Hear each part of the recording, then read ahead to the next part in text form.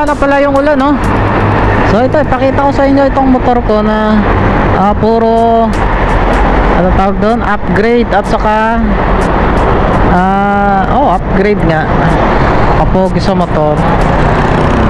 Unang-una, ang una kong inayos dito itong rim, ano na yan, 2.0, 2.5 pala. Tapos itong gulong na malaki, tapos itong inverted fork, tapos itong tapaludo, tapos itong handlebar. Hindi yan yung handlebar nya, hot bar na to. At saka dito naman sa likod, nagiging caliper na siya, disc brake. At saka malaki din yung rim nya. At itong gulong na 120 80/17 na Corsa. At nilagyan ko din ng ito para may mapaglagyan natin ng ito, anong tawag dito, plaka. At ang lapad tignan, napakaganda para sa akin, ewan ko lang sa iba. At itong swing arm natin na plus 2.5, mahaba siya. So yung sprocket ko palit din ng 1542. Yan. Ito kahapon pa lang pinalitan to. At ayan yung itsura nya, diba? Di mo akalain na RS125 FI yan, parang motard. Lalaki ng mga gulong. At masaya ako dito. Pang daily natin, pagka long ride naman ang ginagamit ko yung big bike, kasi marami kong karga, kayang-kaya niyang malakas pa rin. Ito kasi pagka may angkas to o may nadagdagan ng timbang, may karga ako, ano na to, makunat na. Kasi malalaki yung gulong eh. Ito talaga pang daily, pang pasok sa trabaho, at saka pang palengke, pang forma.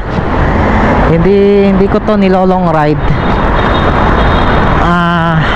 Yan yung ano sa ating motor, upgrade. Ito yung nya, brake nya sa likod. Ito na, handbrake na, hindi na yung inaapakan. At tuloy tayo, wala yung ulan.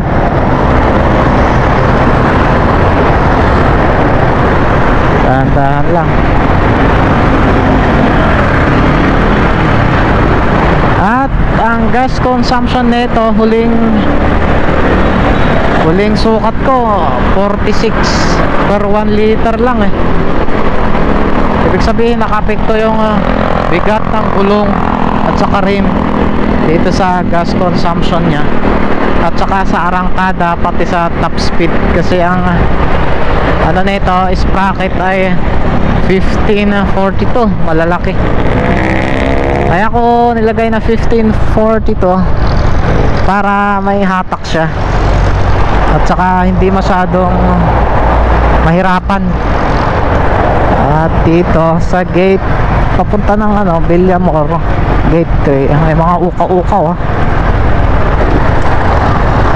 na ayan dami nang nasira.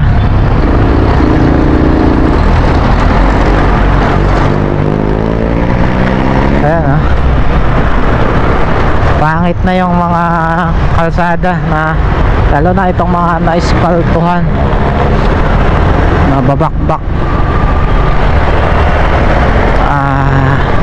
At tungkol pala dito sa comfortability nya, napaka-komportable, stable yung motor. Di ka mag-aalangan na magpreno dahil malapad yung gulong nya. Mas kumakapit, mas malaki yung kapit nya sa semento. At napaka-pogi, pansinin eh.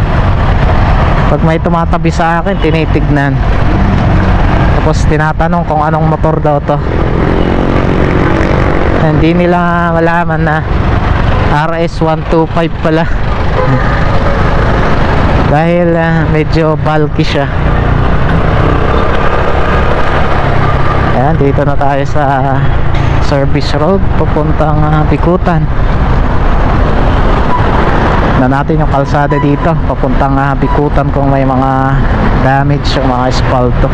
Yung papunta dan sa Magallanes, meron talaga, may di maiwasan, may mga na butas na kalsada. Dito naman itong parte na to medyo magaspang na, natuklap yung mga pangibabaw na espalto at may isa-isang nabubutas. Alam nyo, pagka may nabutas dito sa espalto, yan, dyan nagsisimula yung tuloy-tuloy na pagkasira nya. Ganda talaga performance nya pag tanggal ng air filter.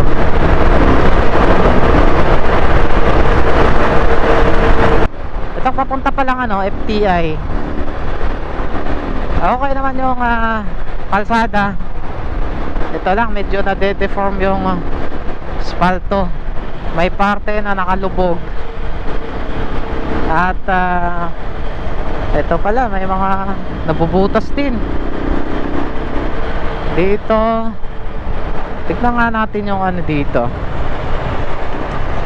Naipost ng pakita ko sa Facebook, may butas daw doon sa kabila Diyan parte meron malaki. Dito sa papuntang gate 3, papuntang C5, meron doon. Kahit dito meron dito mga butas. Yung parte doon papuntang gate 3,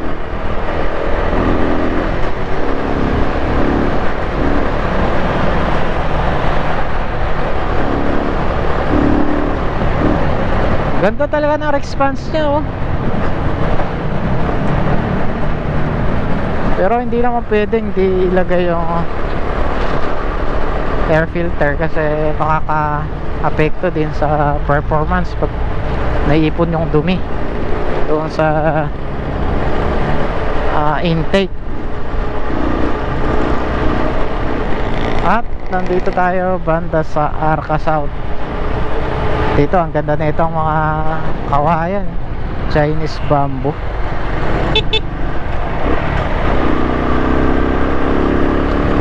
Gandang disenyo dito. Dito tayo. Yups. Dito naman papuntang ito tayong Upper Bikutan. Napakaganda dito. Ganda ng hulma na itong mga kawayan. Dito pag umaga hapon, ang daming nagjo-jogging. Dito parte may bakante dyan na maganda pag joggingan. At dito naman sa taas mga damuhan yan. Para naman maganda yan sa mga nagde-date. At dito yung kalsada dito, may parte sa gilid na sira, mga dati pa yan. Ito kasing puro na semento, walang espaltado, kaya mas matibay ito.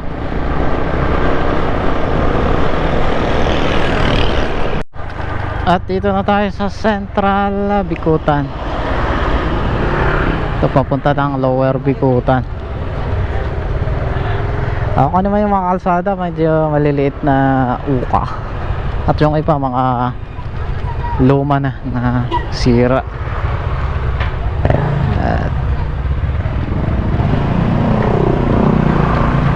At ang kagandahan pala dito sa pag-modify ko dito sa RS125, tumaas na yung ground clearance nya, hindi na sumasayad sa mga humps.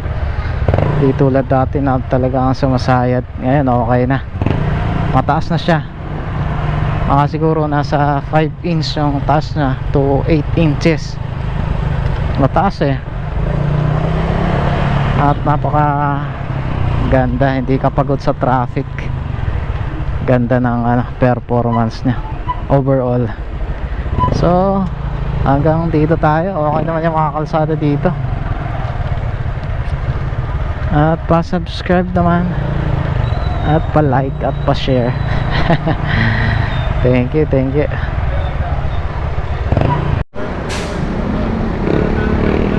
Yun, may soft opening dito, may Bagong McDo pala dito sa ano, Bikutan. Ayan o. Meron siyang pakain. Ayan o. At dito may ano, may uka eh. Oops.